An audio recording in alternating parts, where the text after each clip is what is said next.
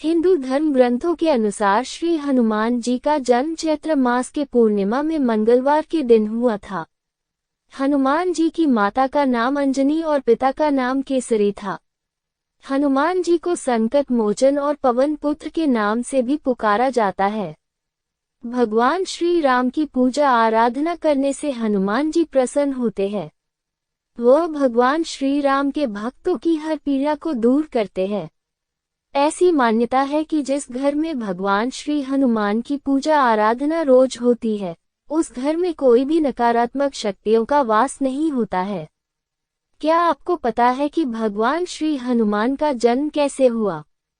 दोस्तों, अगर आप भी हनुमान जी के सच्चे भक्त हो तो हमारे चैनल को सब्सक्राइब जरूर करें। एक बार भगवान इंद्र ऋषि दुर्वासा द्वारा आयोजित स्वर्ग में एक औपचारिक बैठक में भाग ले रहे थे। तब उस समय हर कोई एक गहन मंथन में डूबा था। पुंजिकस्थली नाम की एक अप्सरा अनजाने में उस बैठक में विघ्न पैदा कर रही थी। तभी ऋषि दुर्वासा ने उसे ऐसा नहीं करने को कहा। ऋषि दुर्वासा की कही गई बातों को उस अप्सरा ने अनसुना कर दिया।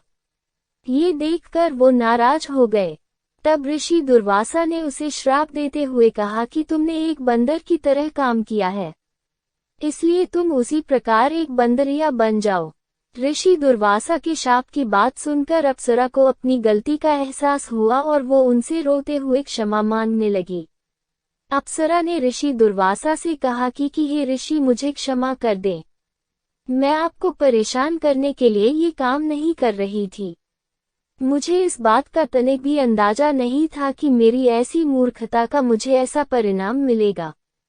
ऋषि दुर्वासा ने उसकी विनम्र विनती को देखकर अप्सरा से कहा कि हे प्रिय, तुम रो मत। अगले जन्म में तुम एक भगवान से शादी करोगी, लेकिन वह एक बंदर होगा और तुम्हारा जो पुत्र होगा वह बंदर ही होगा, जो बहुत ही शक्तिशाली होगा और भगवान श्री राम का प्रिय भक्त होगा। ये सुनकर पुंजिकस्थली ने ऋषि दुर्वासा को नमस्कार करते हुए दिए गए श्राप को स्वीकार किया। तब माता अंजना का जन्म बंदर भगवान विराट से हुआ। जब माता अंजना विवाह योग्य हो गई तब उनकी शादी बंदर भगवान केसरी से हुई थी। इसके बाद माता अंजना अपने पति के साथ सुखी वैवाहिक जीवन व्यतीत करने लगी। अंजना और केसरी एक शांतिपूर्ण जीवन जी रहे थे। एक दिन शंखबल नामक जंगली हाथी ने अपना नियंत्रण खो दिया और हंगामा खड़ा कर दिया। कई लोगों की इस हंगामे में जान चली गई। कितने ऋषि इस वजह से अपना अनुष्ठान पूरा नहीं कर सके। भगवान केसरी श्री शंखबल से बेहद प्रेम करते थे। भगवान केसरी ने अपने प्रिय हाथी को जब मार डाला तो वह बहुत शोक में डूब गए। ये देखकर संतों ने उन्हें यह वरदान दिया कि तुम्हारे घर एक बच्चा जन्म लेगा जो बहुत ही शक्तिशाली और हवा की शक्ति और गति के बराबर रहेगा। तब इस प्रकार भगवान केसरी के घर में माता अंजना ने भगवान श्री हनुमान को जन्म दिया। यही उनके जन्म की कहानी है, इसलिए उन्हें अंजनी पुत्र और पवन पुत्र कहा जाता है।